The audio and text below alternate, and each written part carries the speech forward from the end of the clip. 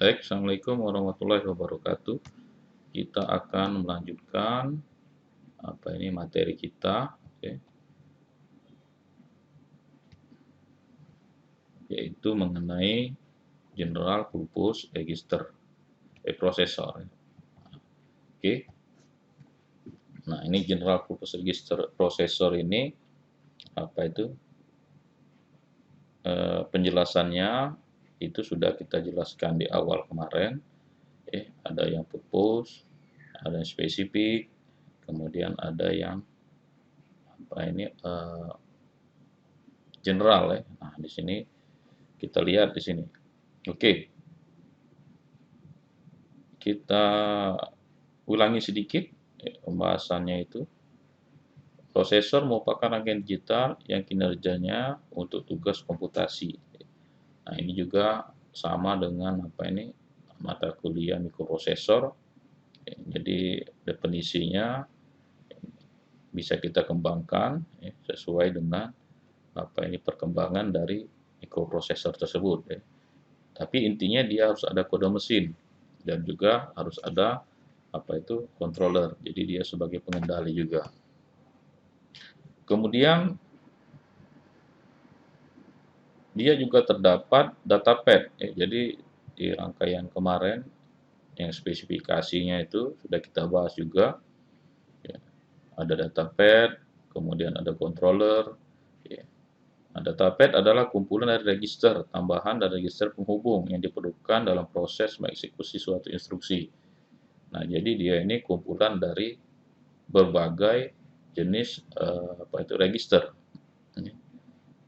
Nah, termasuklah di situ adalah set instruksi. Jadi ada set instruksi juga termasuk dalam register.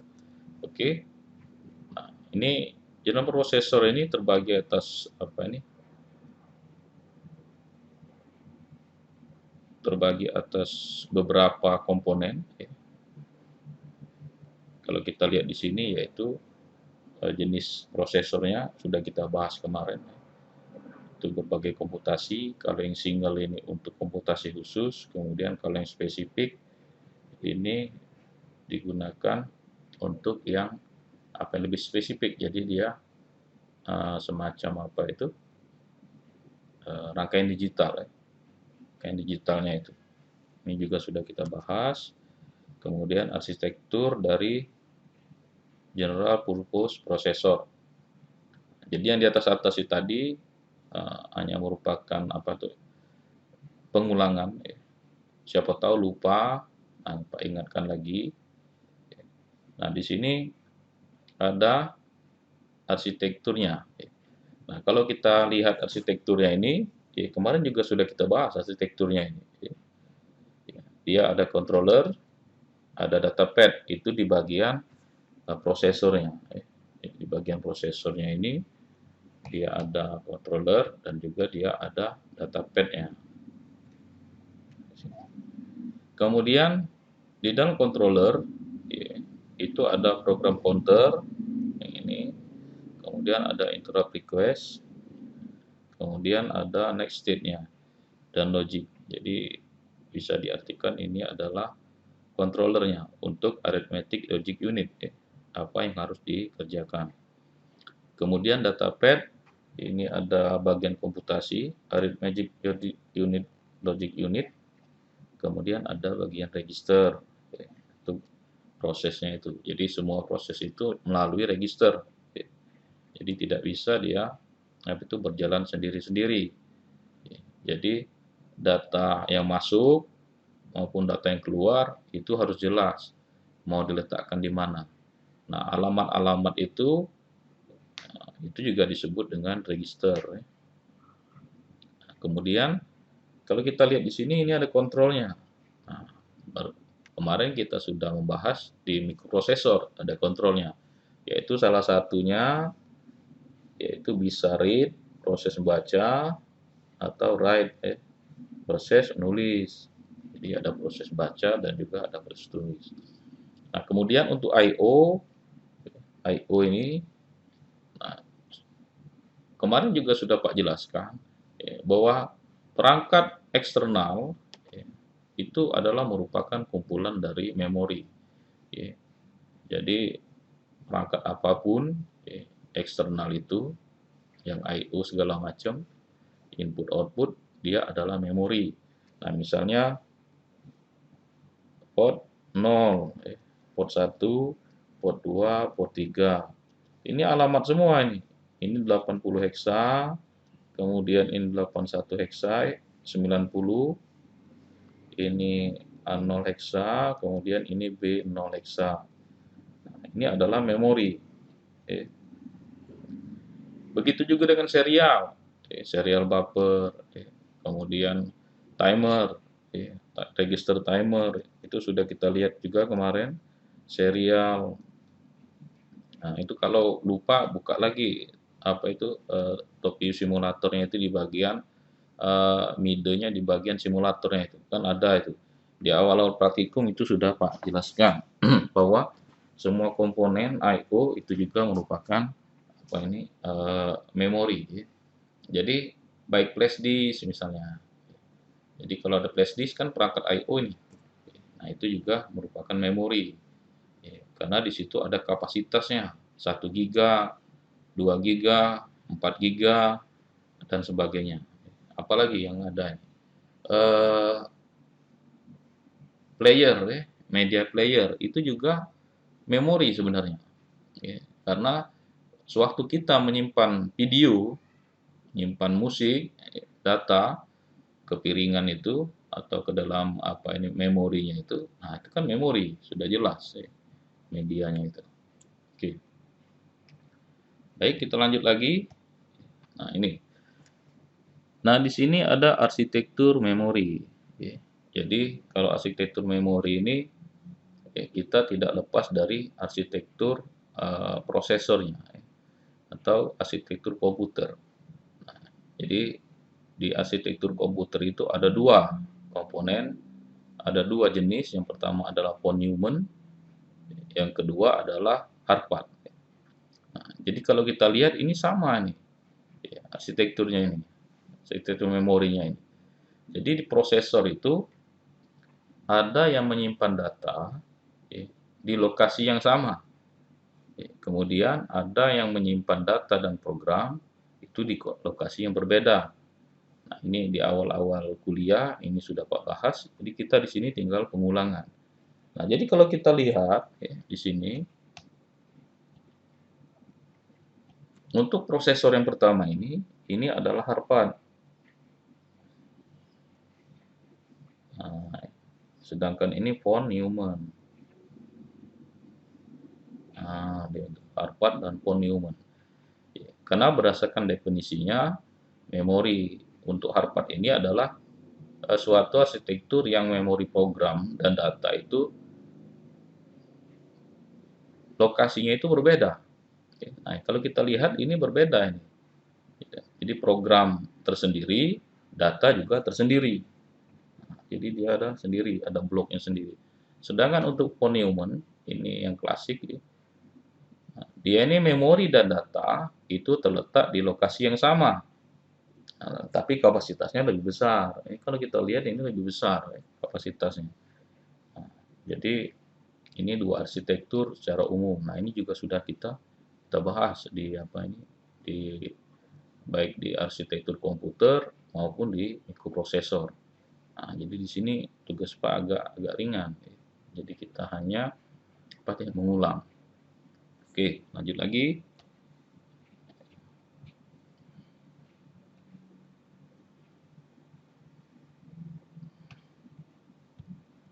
Nah, kemudian ada cache memory.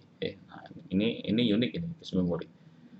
Yaitu memori yang lebih kecil, lebih cepat, yang menyimpan salinan data dari yang paling sering digunakan. Nah, jadi dia ini sama kalau kita searching.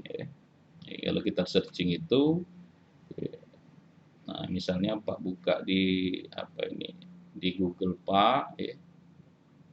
Nah di sini, nah ini kan kita lihat. Nah yang paling sering Pak buka. Jadi di sini ada Google Scholar. Kalau Pak mau lihat-lihat paper, kemudian di sini ada Bank BNI kalau lihat rekening. Nah, ini setiap saat. Kemudian ada apa ini? ada main saham, ajaib, dan lain-lain. Nah, ini kan case memory. Atau kalau kita mau ngecek di sini, misalnya urasan, merek, timing bell, Innova, solar. Nah, jadi kalau kita sering baca-baca, nah, jadi langsung muncul di situ.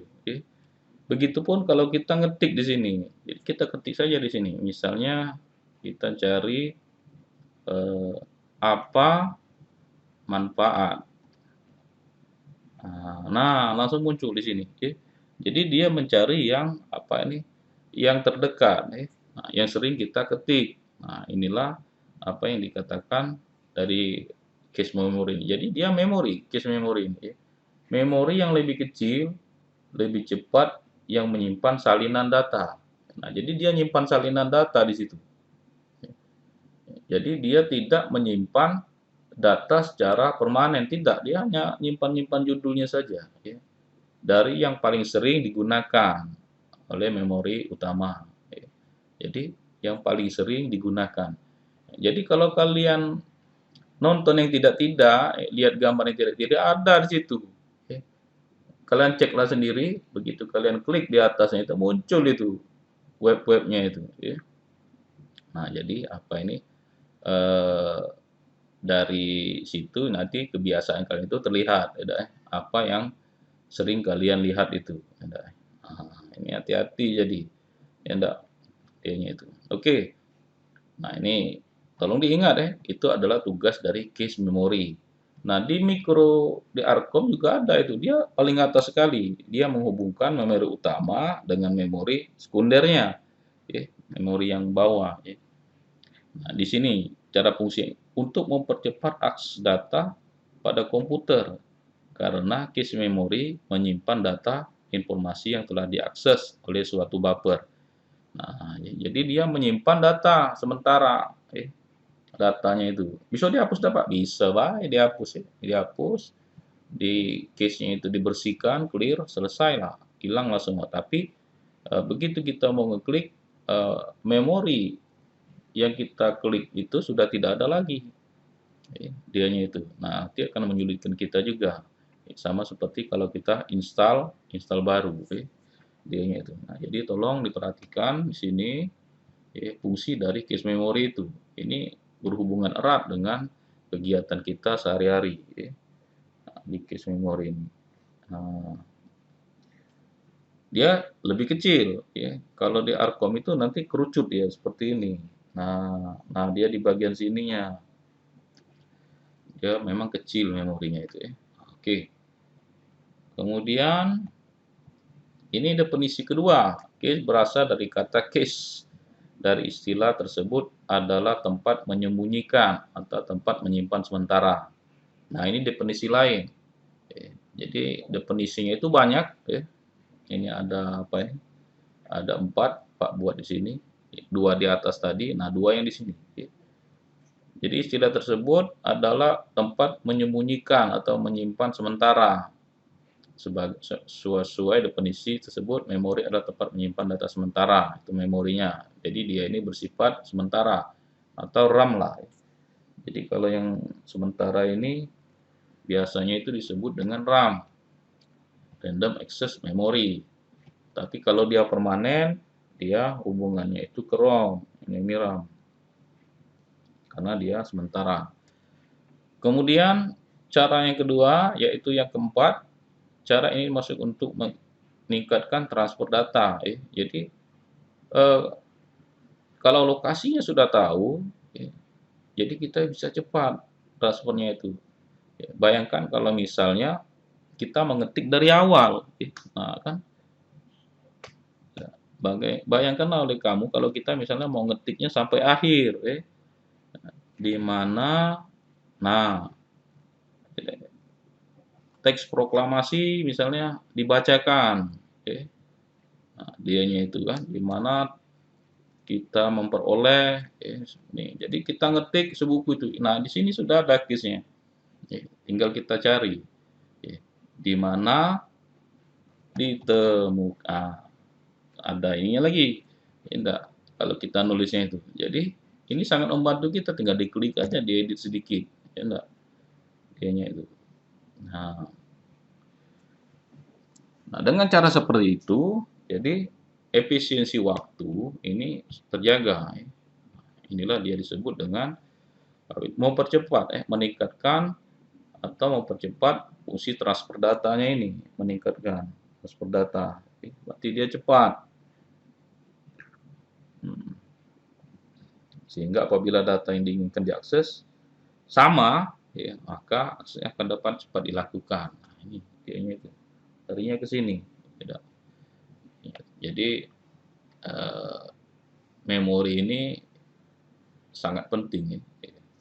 Nanti waktu dibangkitkan juga memori itu juga sebagai rekaman kita itu. Ini bagi yang percaya, ya. Bagi yang tidak percaya, ya berbuatlah sesukanya. Oke, kita lanjut. Cache memori ini adalah memori tipe SDRAM, ya, yang memiliki kapasitas terbatas namun memiliki kecepatan yang sangat tinggi. Nah, ini sudah ada, ya, sudah ada definisinya lebih spesifik. Ya. Dia adalah SDRAM. Nah, SDRAM dia nih.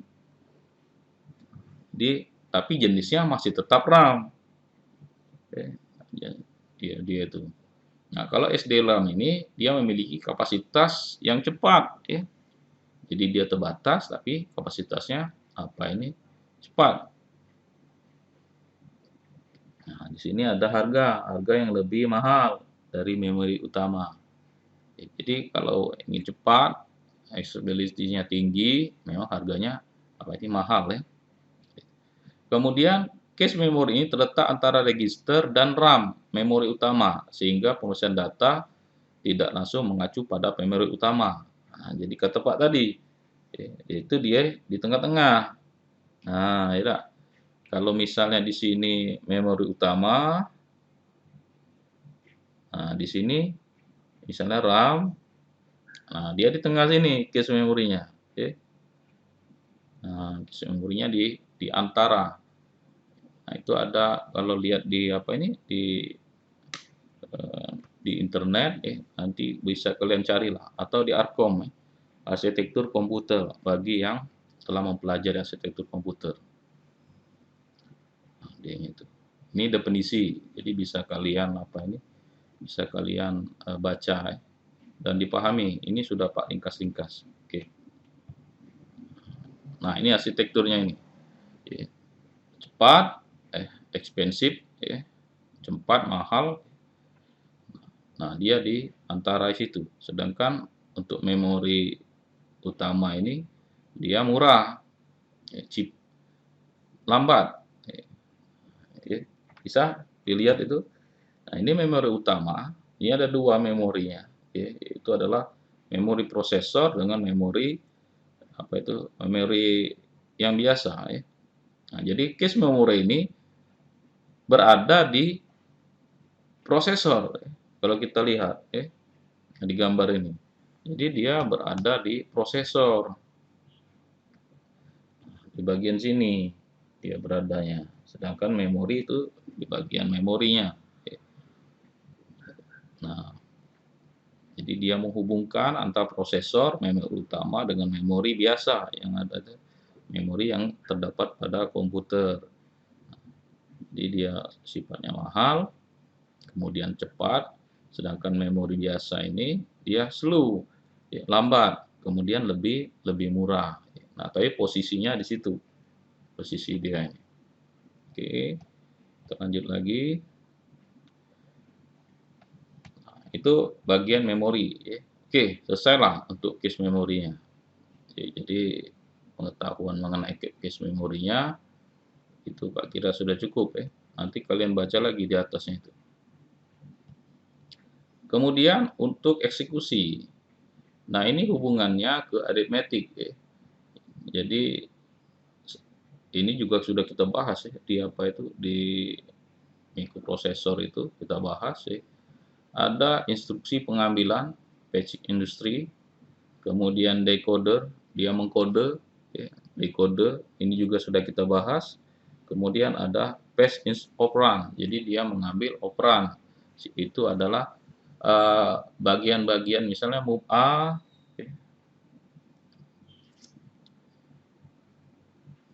Kita keluarkan dulu ini ya.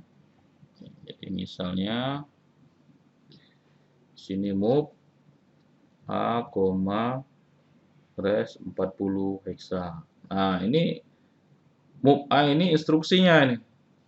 Nah, ini instruksi. Ini operannya. Nah, ya enggak?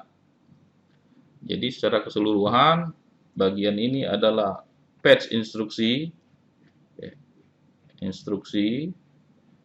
Kemudian yang seluruhnya ini adalah operannya. Tugasnya. Ngapa itu tugasnya ini? Jadi move itu perintahnya. Artinya copy atau memindahkan. Atau dia membaca. Nah, jadi kalau kita baca definisinya, batch instruksi adalah the task, yaitu bertugas untuk membaca the next instruksi dari memori ke dalam instruksi register. Jadi memori ke dalam instruksi register, yang instruksi yang akan dieksekusi. Nah, jadi kalau di simulator itu yang bagian hitamnya itu di mide simulatornya itu yang akan dieksekusi. Kemudian decoder ini juga sudah bahwa kode-kode perintah ini misalnya 72, kemudian datanya adalah 40. Nah, ini kodenya. Ini sudah kita bahas juga. Nah, jadi tolong dibaca lagi atau ditonton lagi video Pak yang di atas-atas itu. Bukan di sini, di prosesor. Di mikroprosesornya itu. Kemudian moving the patch operand adalah bertugas untuk memindahkan instruksi operan data. Jadi datanya atau Pak tadi 40 ke register A misalnya. Kemudian eksekusi. Ini eksekusinya. Kemudian ada hasilnya di sini. Menuliskan hasilnya. Hasilnya itu yaitu A. Ini datanya adalah 40 nanti hasilnya. Nah, ini sudah kita bahas semua di prosesor maupun praktikum. Ini sudah kita bahas ke 5 langkah-langkah ini. Nah, di sini hanya pengulangan saja. Oke. Kemudian ada metode dari eksekusi. Jadi metode dari pengambilan atau proses datanya itu. Jadi apabila ini metode ini sangat penting metode eksekusinya ini. Jadi apabila ada 3 sensor, ini contoh. Misalnya ada 3 atau 5 sensor diletakkan pada suatu device. Device-nya ini misalnya robot lah, dan robot. Nah, biasanya cara pengambilan datanya itu adalah S1, sensor 1 dulu, yang pertama, kemudian dilanjutkan dengan S2, dilanjutkan dengan S3, dilanjutkan dengan S4, sensor 4, dilanjutkan dengan sensor 5. Nah, jadi yang kalian kerjakan itu biasanya sekuen. Jadi dia berurutan. Sensor 1 dulu, sensor 2 dulu, sensor 3 dulu, sensor 4 dulu, sensor 5. Oke, jadi kalau tiap sensor ini waktunya adalah 1 detik, 1 sekon, 1 detik. Nah, untuk mengakses sensor kelima, berarti di detik kelima. Menderita sekali dia ini. Jadi, dia baru dieksekusi pada detik kelima. Nah, kalau kira-kira ini robot berjalan, dia sudah numbur duluan, baru diakses. Dianya itu. Ini kalau 5. Bagaimanakah kalau misalnya ada 1000 sensornya itu? Berarti sensor ke 1000 akan diakses pada detik ke 1000. Wah, ini udah kacau ini. Nah, jadi Proses sekuen seperti ini sebenarnya eh, hanya tepat dilakukan pada resource yang sedikit, ya. Tapi untuk resource yang banyak, nah kita perlu suatu proses lain. Ya, misalnya prosesnya itu adalah parallel processing. Nah, dia itu jadi ada mata kuliah lain ini, ya, yang membahas masalah eh, parallel processing ini. Nah, jadi intinya ya, setiap sensor itu harus diakses di waktu yang sama. Itu. Nah, namanya adalah multitasking. Ya. Nah, sebelum multitasking itu sudah jauh ke depan. Ya. Nah, jadi sebelumnya itu ada metode-metode yang membahas masalah multitasking itu. Tapi kalau Pak lihat itu dia sudah sudah jauh ke depan multitasking itu, sama seperti kita ini kan. Pak ngidupkan videonya, Pak sambil nulis, kemudian Pak ngomong juga. Jadi dia banyak diproses, image, suara, kemudian teks yang diproses. Apakah dia apa ini uh, ada urutannya? Nah, kalau kita lihat ini kan tidak ada urutannya. Oke, urutannya itu. Jadi seolah-olah visual, kemudian suara, kemudian teks ini berjalan secara serempak. Nah, itulah dia ini. Nah, salah satu metodenya yaitu adalah pipeline. Nah, akan kita bahas ini di bawah ini. Ya. Jadi minimal kalian ngerti lah mengenai pipeline ini. Nah, ini salah satu metodenya, metode yang yang digunakan itu. Jadi para processing itu hubungannya ke multitasking. Nah, sebelum ke sana ini ada metodenya. Jadi kalau kita jumlahkan proses ini ada 5 detik, 5 sekon. Nah, ini waktunya terlalu panjang.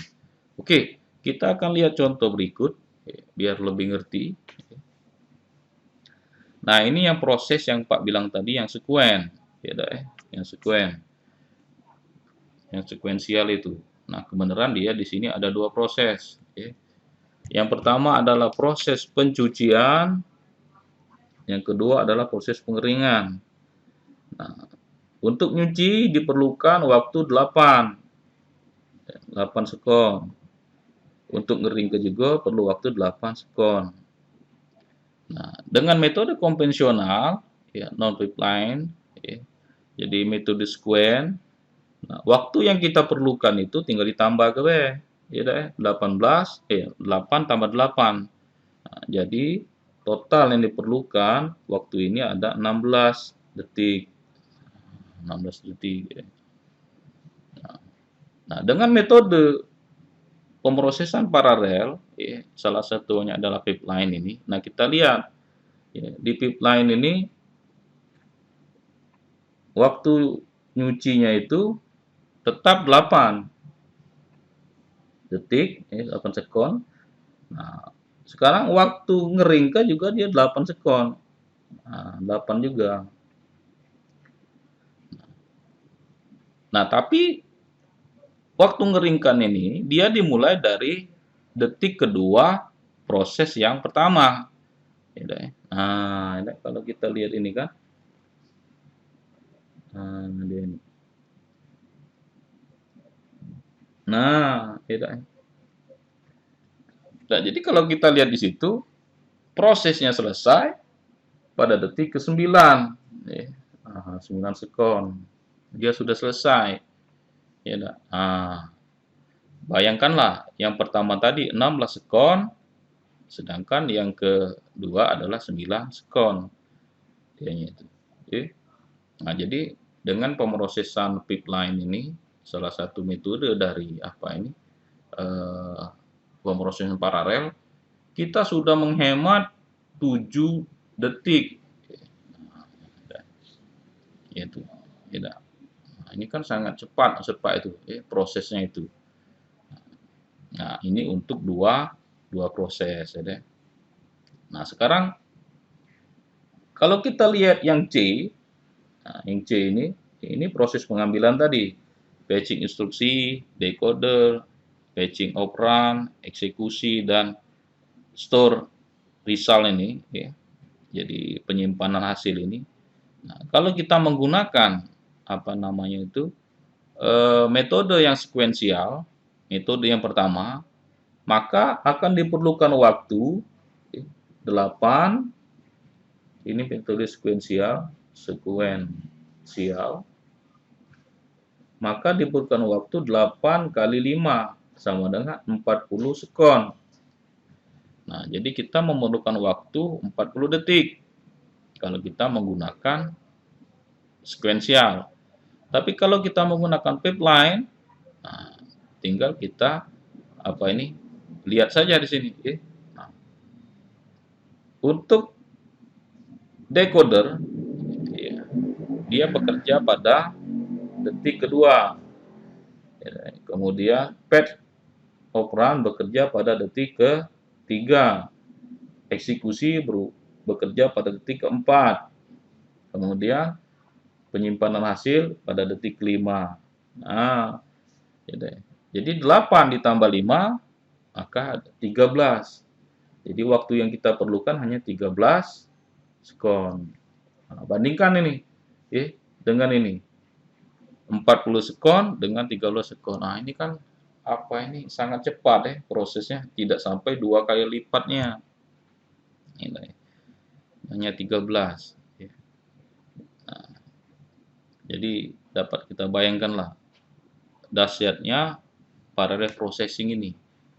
Coba kalau kamu bayangkan kalau proses ini misalnya dia ngambil gambar Pak dulu. Sudah ngambil gambar Pak, dia stop. Ngambil suara. Sudah ngambil suara, stop. Ngambil Pak nulis. Stop. Wah, ini jadi tidak real time ya. Jadi kalian nontonnya juga jadi males ya, penjelasannya itu. Jadi inilah prosesnya itu. Nah, ini salah satu dari proses paralel processing namanya. Atau pemrosesan paralel. Nah, salah satu metodenya. Jadi dia sudah mereduksi waktu. Ini sangat jauh sekali. 40 dengan 13 itu sudah sangat jauh sekali dianya itu. Oke, kalau kita kasih di sini 9, di sini 10, di sini 11, di sini 12. 12 jadi ya? Oh, ini 12 malah ya, Iya. 1, 2, 12 ini. Malah 12 bukan 13 ya. Jadi kalau kita bandingkan berarti 6 berbanding, kalau dibagi 2, 6 bagi 2, kemudian ini 3 berbanding 10 kecepatannya itu. 3 berbanding 10 kecepatan itu. Nah, ini sangat cepat kayaknya itu. Oke. Itu untuk proses paralel. Oke. Nah, ini untuk set industri. Ini sudah kita bahas di di praktikum. Yaitu praktikum bahasa rakitan. Ini juga kalian sudah dapatkan. Nah, ini set instruksi yang awal-awal itu ya, kita belajar. Pengamatan langsung, pengamatan segera, ya. Kemudian ini perintah-perintahnya.